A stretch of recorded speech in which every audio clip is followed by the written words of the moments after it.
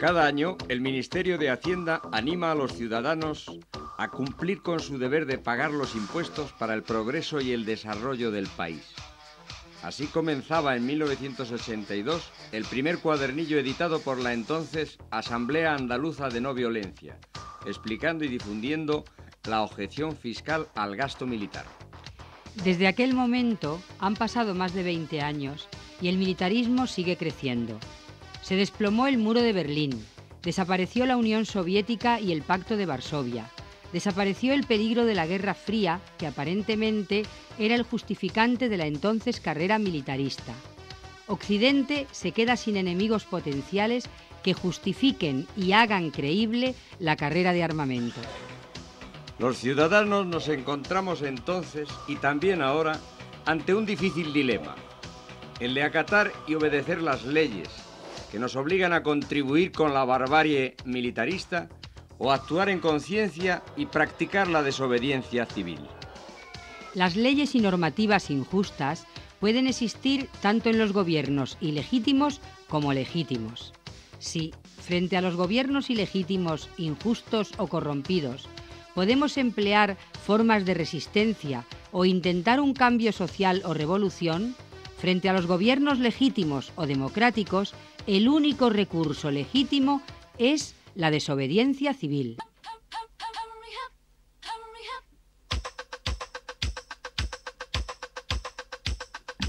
Desobediencia civil es distinto de infracción o transgresión de las leyes.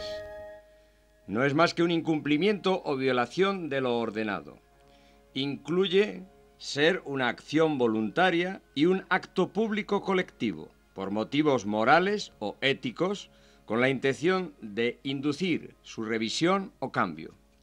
La desobediencia ética no debe confundirse con la desobediencia civil, dado que es algo privado, individual, no público, que no tiene una finalidad ulterior, derogar las leyes, y que no requiere grupos de apoyo.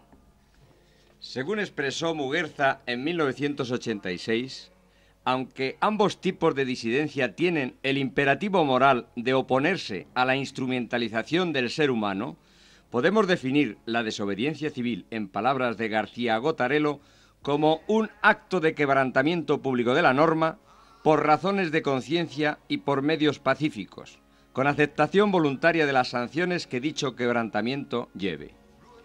A lo largo de la historia se pueden señalar algunos ejemplos como modelos de la desobediencia civil.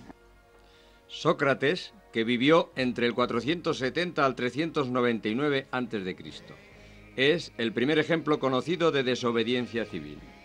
Mantuvo que es necesario obedecer las leyes de la polis hasta el punto de aceptar la condena a muerte que el tribunal le imponía. Por otro lado, desde un individualismo de conciencia reflexiva, introdujo en Atenas la tesis de que no hay que obedecer las leyes contrarias a la conciencia individual. Así, mantuvo que es necesario aceptar las leyes que regulan el Estado, pero ello no excluye, y esto es lo propio del desobediente civil, el derecho a desobedecer aquellas normas que, según las propias convicciones morales, uno no esté de acuerdo, y por esta contradicción, aceptar las consecuencias que tal desobediencia conlleve. Turgot escribió en 1849 su famosa obra sobre desobediencia civil, donde introdujo e inventó el término. Turgot se negó a pagar los impuestos federales para financiar la guerra de Estados Unidos contra México, que él consideraba injusta. Con esto Turgot propuso, de forma parecida a los actuales no violentos o antimilitaristas, desobedecer los actos de gobierno y normas en que se apoyan que vayan contra las convicciones morales como medio para llamar la atención sobre la injusticia de algunas medidas. Además, Turgot inició la actitud de los pacifistas antibelicistas británicos, que posteriormente se opusieron a la intervención de Inglaterra en la Primera Guerra Mundial, como Bertrand Russell, o más recientemente los norteamericanos que se oponían y desertaban de la Guerra del Vietnam, propugnando la objeción de conciencia. Turgot decía: «Creo que deberíamos ser primero hombres y después súbditos. No es tan deseable que se cultive el respeto a la ley como el respeto a lo justo. La única obligación que tengo que asumir es la de hacer en todo momento lo que creo justo. Gandhi, desde sus convicciones religiosas, morales y finalmente políticas, cuando la India era una colonia inglesa, propugnó la desobediencia civil, no cooperación con las autoridades británicas, a todas las normas e instituciones británicas que fueran contra los derechos de los hindúes. Desde su acción no violenta se declaró en huelga de hambre. Aceptó así por una parte el dominio británico sobre la India, pero se opuso a aquellas leyes o acciones que menosprecian a los hindúes. Como es conocido, esta actitud abocó finalmente en la independencia de la India. Martin Luther King, defensor de la igualdad de derechos de los negros norteamericanos frente a la mayoría blanca, propugnó la desobediencia civil contra las leyes y acciones que impliquen una segregación de la población negra. Planteando recursos ante el Tribunal Supremo de Estados Unidos, consiguió que le dieran la razón en la inconstitucionalidad de las leyes segregacionistas. Como ciudadano estadounidense, aceptó la legalidad establecida, pero desde sus convicciones morales desobedeció las leyes que van contra su defensa de la igualdad humana. Con estas palabras lo expresó él mismo: un individuo que infringe una ley que su conciencia le dice que es injusta y de buena gana acepta la penalidad de quedarse en la cárcel para hacer que la comunidad tome conciencia de su injusticia, está expresando en realidad supremo respeto por la ley. Modernamente podemos señalar a movimientos que han hecho o hacen algunas acciones de desobediencia civil. Movimientos de objeción de conciencia e insumisión, movimientos sociales, feministas, no violentos, pacifistas y movimientos alternativos.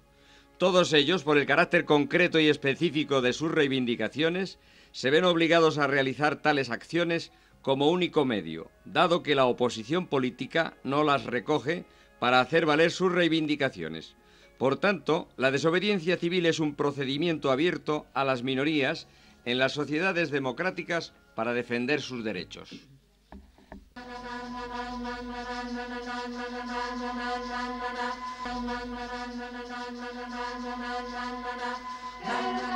En el libro Teoría de la Justicia, Rawls expresa su opinión sobre la desobediencia civil y la democracia en estos términos. Al participar en la desobediencia civil, tratamos de dirigirnos al sentido de la justicia que tiene la mayoría y a dar a conocer que, según la propia opinión sincera y meditada, las condiciones para la libre cooperación están siendo violadas. Tratamos de que los demás reconsideren, que se pongan en nuestro lugar y reconozcan que no pueden esperar que consintamos indefinidamente en los términos que ellos nos imponen. La fuerza de esta apelación depende de la concepción democrática de la sociedad como un sistema de cooperación entre personas iguales. La desobediencia civil, lo mismo que la insumisión, es uno de los recursos estabilizadores del sistema constitucional, aunque sea por definición un recurso ilegal. Conjuntamente con acciones tales como elecciones libres y regulares y un poder judicial independiente, facultado para interpretar la Constitución, no necesariamente la escrita, la desobediencia civil, utilizada con la debida limitación y sano juicio, ayuda a mantener y a reforzar las instituciones justas. El rechazar la injusticia dentro de los límites de la fidelidad a la ley sirve para evitar las divergencias con la justicia y para corregirlas cuando se produzcan. Una disposición general relativa a la participación en la desobediencia civil justificada introduce cierta estabilidad en una sociedad bien ordenada, o al menos en una sociedad casi justa.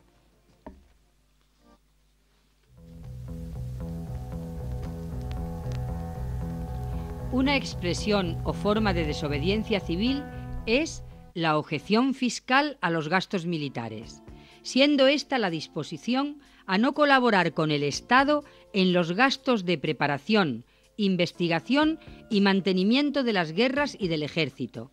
Es un acto de desobediencia civil activa en el momento de hacer la declaración de la renta. Consiste técnicamente en desviar una parte de nuestros impuestos, deduciéndolos en la declaración y apoyando con ellos a un proyecto alternativo que favorezca el progreso social y solidario, bien en nuestro país o cualquier otro lugar. El gasto militar no ha dejado de crecer en nuestro país. Da igual el color del gobierno. En las distintas legislaturas de Felipe González, el gasto militar pasó de 0,7 billones de pesetas en 1982 a 1,4 billones en 1996.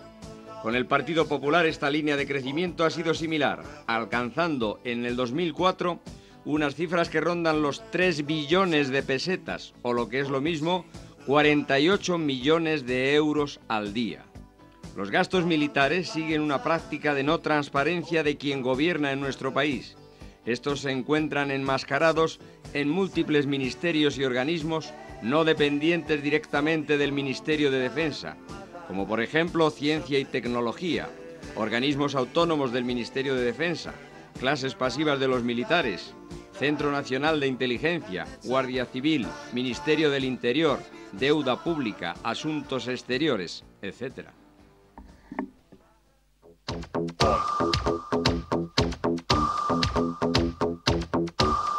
La objeción fiscal es una opción moral y ética, colectiva, y la pueden hacer todas aquellas personas que tengan que hacer la declaración de la renta y que entiendan que la mejor forma de resolver los conflictos entre los pueblos es el diálogo, la amistad, la cooperación y la solidaridad.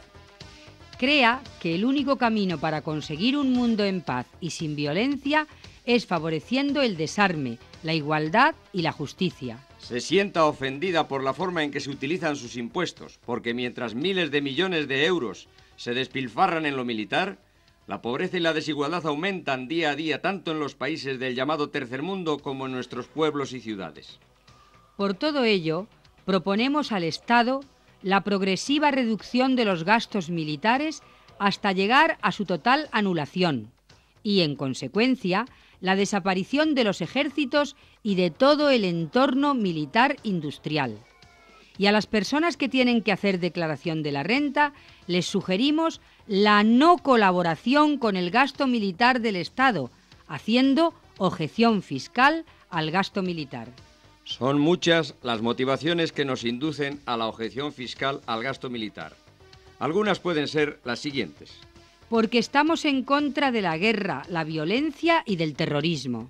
Porque entendemos que apoyando los gastos militares estaremos apoyando la violencia de los ejércitos. Porque apoyando los gastos militares estaremos apoyando la investigación y fabricación de armamentos más mortíferos y destructores. Porque si apoyamos la investigación y fabricación de armamento, estaremos apoyando la exportación del mismo. Y por tanto estaremos incitando a que se originen guerras y conflictos en otros países. Porque apoyando con nuestros impuestos al ejército, estaremos favoreciendo que nuestro país intervenga en guerras, invada a otros países y se alíe con estados que practican el terrorismo de Estado, como es Estados Unidos. Porque apoyando los gastos militares estaremos desviando unos recursos preciosos que, invertidos en educación, sanidad, infraestructuras, vivienda, servicios sociales, harían que la sociedad española tuviera una calidad de vida mucho más sana. Porque al no apoyar los gastos militares, podríamos contribuir al desarrollo y al bienestar de los países empobrecidos o al fomento de la investigación de medios para prevenir conflictos como técnicas de mediación, medidas de confianza, opciones que actualmente apenas reciben apoyo institucional. Por todo ello, y por mucho más, hay que hacer objeción fiscal.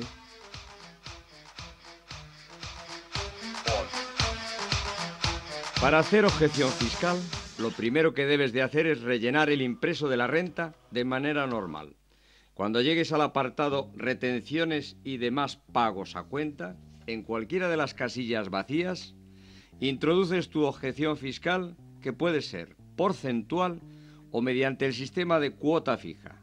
Si eliges la fórmula porcentual, deberás preguntar a los grupos que organizan la campaña de objeción fiscal por el porcentaje de los presupuestos generales del Estado que el Ministerio de Hacienda ha destinado para el gasto militar durante el año correspondiente a la declaración de la renta.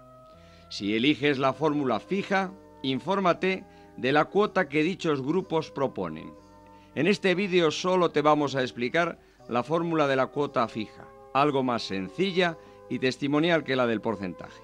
Por tanto, en cualquiera de las casillas vacías del apartado Retenciones y demás pagos a cuenta, introduce la cuota de este año y sigue rellenando el impreso de la renta de manera normal. La cantidad deducida como objeción fiscal has de ingresarla en la cuenta del proyecto que elijas como alternativo al gasto militar. Rellena la carta dirigida al delegado de Hacienda indicando lo que haces y por qué lo haces, y asimismo exigiendo que el impreso de declaración de la renta contemple la posibilidad de hacer la objeción fiscal al gasto militar.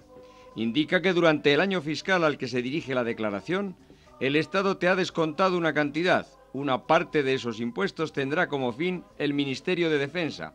Por tanto, exiges que esa cantidad sea ingresada en el proyecto alternativo elegido por ti. Fotocopia la carta y el recibo de ingreso. Cuando vayas a entregar la declaración, solicita que te sellen las fotocopias. Estas las conservas como justificante. Incluye los originales en el sobre junto a los impresos oficiales. Por último, rellena la encuesta de objetor fiscal y envíala al grupo de objeción más cercano. La encuesta es algo importante para estar comunicados y saber cuántos somos, el dinero que desviamos y el dinero que le reclamamos a Hacienda. Si aún tienes dudas o quieres contactar con nosotros, puedes hacerlo a través de nuestra página web ainsav.com o tecleando en cualquier buscador objeción fiscal. También puedes buscar en la web de Nodo 50. Y ya sabes, Ni un hombre, ni una mujer, ni un céntimo para la guerra.